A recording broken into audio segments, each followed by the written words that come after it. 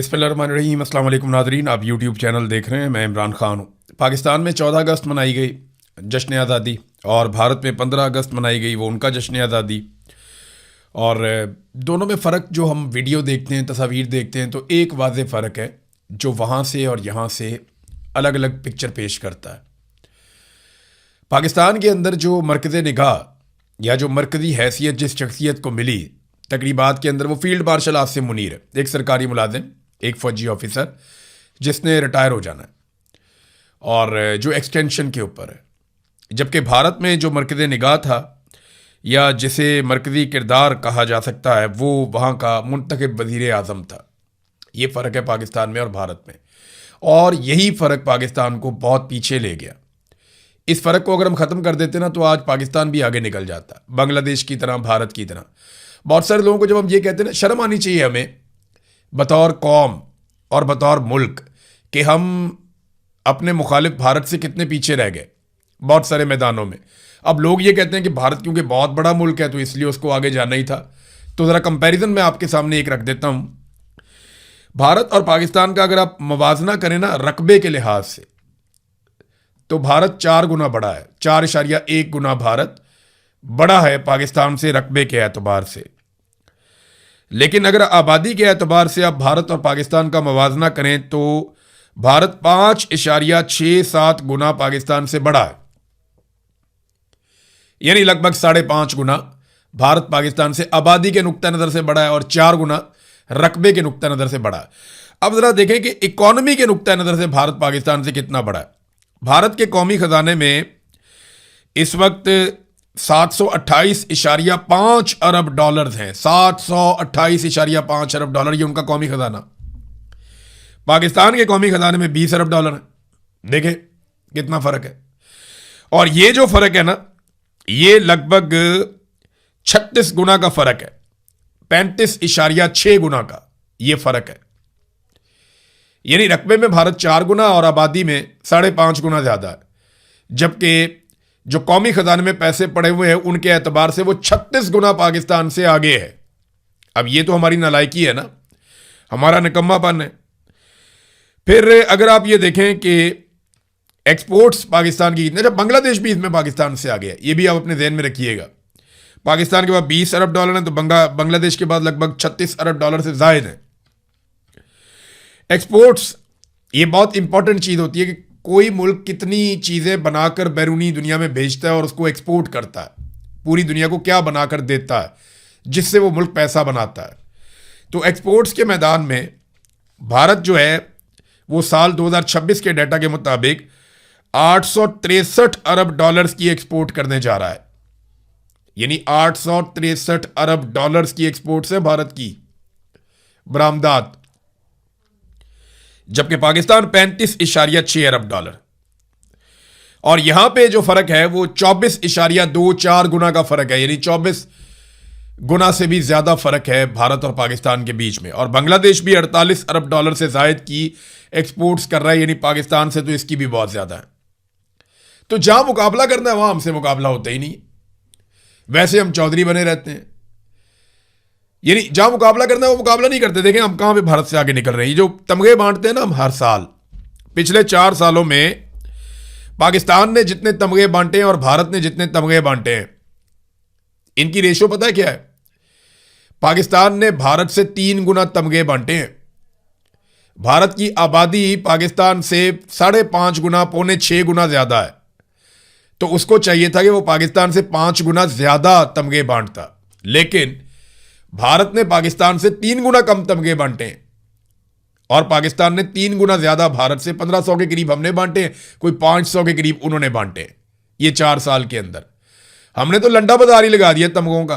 अच्छा, जो शख्स भी इस निज़ाम को सपोर्ट करता है, चाहे अपनी खबर के जरिए करे, चाहे अपने रिश्तेदारों के जरिए करे, चाहे अपने लोगों के जरिए करे, चाहे अपनी पॉलिटिकल पार्टी के जरिए करे, या जैसे भी करे, जो शख्स या डंडे के जोर के ऊपर करे, अपनी बंदूक के साथ करे, जो शख्स भी इस निज़ाम को सपोर्ट करता है ना, उसको ये अवार्ड दे देते हैं कि सदारती अवार्ड दे दो, कौमी अवार्ड दे दो, ये निशान दे दो, ये इम्तियाज दे दो, ये तमगा पहना दो इसको। ये हर उस शख्स को नवाजते हैं जो इस निज़ाम को बरकरार रखने के लिए सही या गलत काम कर रहा है। दूसरी तरफ वो जो लोग कुर्बानियां दे रहे हैं, वो जो ऑपरेशनल फोर्सेस हैं, वो पुलिस वाले जो जानें कुर्बान कर रहे हैं, वो पुलिस वाले जो बहादुरी के साथ लड़ रहे हैं, वो फोर्सेस के लोग जो इस वक्त फ्रंट लाइन के ऊपर दहशतगर्दों से लड़ रहे हैं, उनमें से किसी को भी इनाम नहीं मिलता।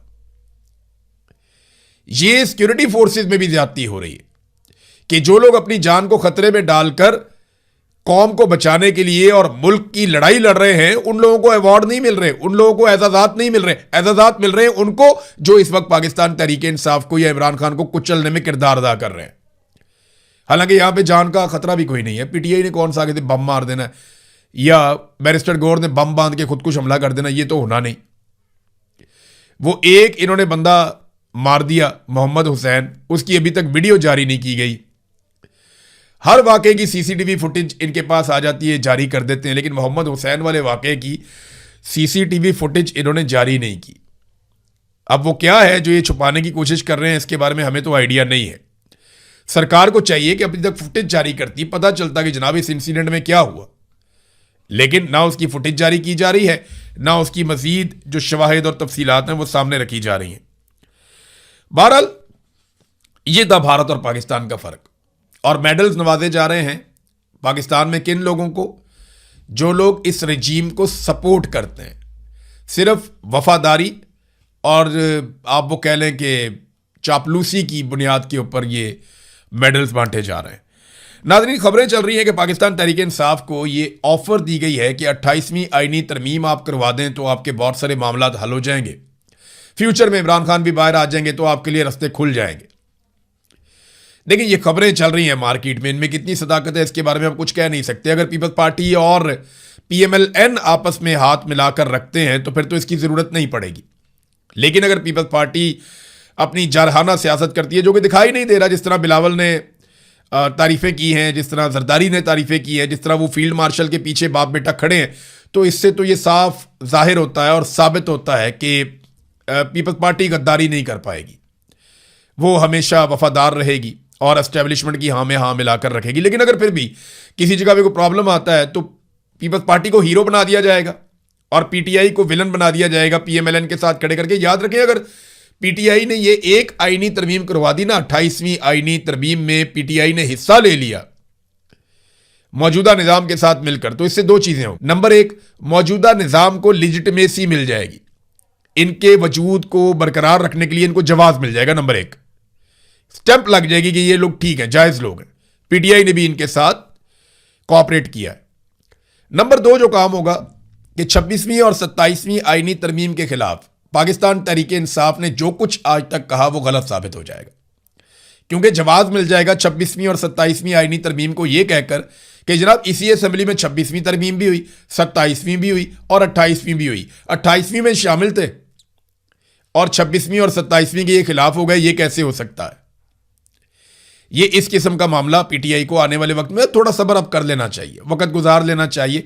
बहुत वक्त गुजर गया है। हाँ, अगर नए सूबे बनाने हैं, जो बनने भी चाहिए, इंतजामी यूनिट्स बहुत सारे बनने चाहिए। एमक्यूएम को ज्यादा खुजली हो रही है, वो बहुत ज्यादा शोर मचा रहे हैं कि जनाब इंतजामी यूनिट्स नए बनाए। एमक्यूएम को यह वादा किया गया है कि कराची जब एक अलग सूबा बन जाएगा तो आपको वहां का वजीर आला बनाया जाएगा आपका, और एमक्यूएम को वहां की मकबूल जमात के तौर पर एक अलग सूबा मिल जाएगा हुकूमत करने के लिए कराची की सूरत में।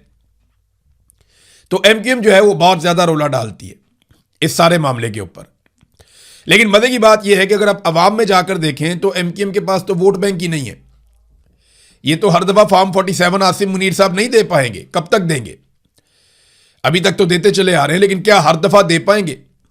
अगर ये अलग सूबे भी बन गए तो कभी ना कभी तो फ्री एंड फेयर इलेक्शन होगा, और जब भी कभी फ्री एंड फेयर इलेक्शन होगा तो वहां जमात इस्लामी और पाकिस्तान तहरीक इंसाफ जीतेंगे। एमक्यूएम तो बहुत महदूद और छोटी जमात बन गई है। अगर इस मरतबा एमक्यूएम को फॉर्म 47 ना दिए जाते तो उनके पल्ले तो सीटें ही कुछ नहीं थी। नाज़रीन, नवाज शरीफ साहब ने जो कल बयानात दिए उनके अदादो शुमार गलत हैं। उन अदादो शुमार को दुरुस्त भी साथ साथ करना चाहिए, क्योंकि ये बड़ा ज़रूरी है। मियाँ साहब ने बहुत अजीबोगरीब किस्म की अदादो शुमार दे दिए कि मेरे दौर में मईशत बहुत अच्छी चल रही थी, मेरे दौर के अंदर महंगाई बिल्कुल नहीं बढ़ रही थी, मेरे दौर के अंदर जो है वो 1 रुपया भी डॉलर की कीमत नहीं बढ़ी। मैंने कुछ फैक्ट्स आपके सामने रखे थे जहां पे मियाँ साहब गलत बयानी से काम ले रहे थे। अभी कुछ और चीज़ें आपको मैं बताता हूं कि 2013 में जब मियां साहब को हुकूमत मिली तो करंट अकाउंट खसारा था 2.5 अरब डॉलर। जब 2018 में मियां नवाज शरीफ साहब ने हुकूमत छोड़ी तो करंट अकाउंट खसारा था 19.89 अरब डॉलर्स। ये मियां नवाज शरीफ साहब का कारनामा था। 2013 में माली साल के इख्तिताम पर बरामदात 25 अरब डॉलर थी, जबकि 2018 में वो कम होकर 23 अरब डॉलर हो गई। अब ये होना तो ये चाहिए था कि वो 30 या 31 तक लेकर जाते, 25 से बढ़ाकर, लेकिन उल्टा उन्होंने पाकिस्तान की बरामदात कम कर दी। फिर किसानों को जो मार पड़ी 2013 से लेकर 2018 तक, किसान उस दौर को एक स्याह दौर के तौर पे याद रखते हैं और आज फिर किसानों का एक स्याह दौर चल रहा है। और सबसे बड़ा जुर्म जो शरीफ खानदान का था वो आईपीपीज को लाकर अजीबोगरीब किस्म के डॉलर्स के अंदर मुआहदे करना था कि आप बिजली बनाएं या ना बनाएं, हम आपको बिल देंगे, हम आपको पैसा देंगे और आप अरबों रुपए, बल्कि अरबों डॉलर आप कहें कि आप अरबों डॉलर पाकिस्तानियों की जेबों से निकालते रहेंगे और हम आपकी इसमें मदद करेंगे, आइए हमारे साथ मुआहदे कीजिए। वो 2013 से 15 तक जो मुआहदे किए नवाज शरीफ साहब ने, पाकिस्तान की इकॉनमी की तबाही की सबसे बड़ी वजह वो मुआहदे थे। नाज़रीन, खैबर पख्तूनख्वा के साथ ज्यादती हो रही है, लगातार ज्यादती हो रही है। मुजम्मल असलम साहब ने भी इस पर आवाज़ उठाई है कि बाकी सूबों को ज़्यादा शेयर दिया जा रहा है तरक्याती मनसूबों में और खैबर पख्तूनख्वा का शेयर जो है वो बहुत ज़्यादा महदूद किया जा रहा है। वफाक ने जो अपना तरक्याती बजट रखा है उसमें खैबर पख्तूनख्वा का हिस्सा इंतहाई कम रखा है। खैबर पख्तूनख्वा की सिर्फ 786 में से 7 स्कीमें हैं और अगर आप जमशुदा अजला के फंड निकाल दें तो सिर्फ 2.2 अरब रुपए बनते हैं। यानी 1000 अरब रुपए में से खैबर पख्तूनख्वा के जो सेटल्ड एरियाज हैं वहां पे 2.2 अरब रुपए वफाकी हुकूमत खर्च करने जा रही है। ये कितनी बड़ी ज्यादती है। इसमें पंजाब के ऊपर सबसे ज़्यादा पैसा खर्च करते हैं, फिर बाकी सूबों के ऊपर खर्च करते हैं। देखिए, खैबर पख्तूनख्वा के लोग या जो हमारे बलूचिस्तान के लोग हैं वो भी तो पाकिस्तानी हैं। उनके बच्चों के पैरों में जूती नहीं होती, उनको सहूलियात नहीं मिलती, उनके ऊपर तरक्याती बजट खर्च नहीं किया जाता, उनकी नौकरियों का बंदोबस्त नहीं किया जाता, फिर भी वो पाकिस्तानी हैं और वो पाकिस्तान के लिए अपना किरदार अदा करते हैं। यही बच्चे फोर्सेज में भर्ती होकर अपनी जानें भी कुर्बान करते हैं। यही बच्चे तालीम हासिल करके पाकिस्तान को आगे बढ़ाने के लिए भी अपना कंधा देते हैं। क्योंकि पंजाब में वसाइल बहुत ज़्यादा इस्तेमाल होते हैं, यहाँ के तलबा पे, यहाँ के लोगों पे पैसा बहुत खर्च होता है, तो ये इनके पास ज़्यादा मौका है आगे बढ़ने का।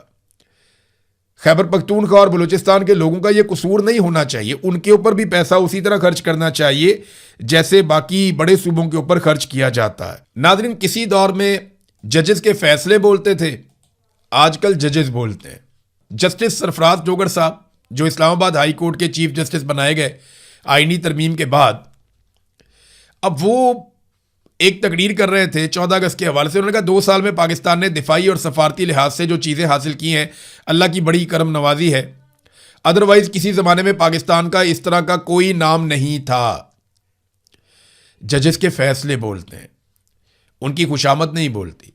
ऐसा लगता है कि पूरा का पूरा निज़ाम और इस निज़ाम का हर बेनिफिशरी इस निज़ाम को बचाने में लगा हुआ है और इस निज़ाम की खुशामद में लगा हुआ है कि किसी तरह हम इस निज़ाम को बचा लें, क्योंकि हमारी अपनी बका भी इस निज़ाम के साथ है। और chief justice Islamabad high court इस निज़ाम का एक ऐसा मोहरा है जिसने निज़ाम को ना सिर्फ बहुत सपोर्ट किया, बल्कि वो ये जानते हैं कि जब तक ये निज़ाम रहेगा तब तक उनकी बका है, अगर ये निज़ाम चला गया तो वो भी चले जाएंगे। लिहाजा इस निज़ाम को बचाने के लिए ये लोग आखिरी हद तक जाएंगे।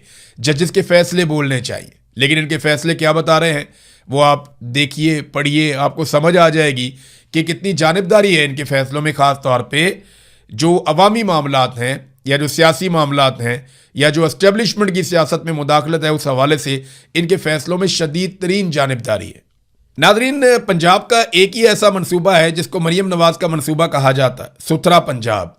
अब वो एक करप्शन, गंदगी और नाअहली से लुथड़ा हुआ एक पंजाब मनसूबा है। यानी जो सुथरा पंजाब मनसूबा है उसे अगर कोई कहता है कि लुथड़ा पंजाब मनसूबा, तो वो गलत नहीं कहता।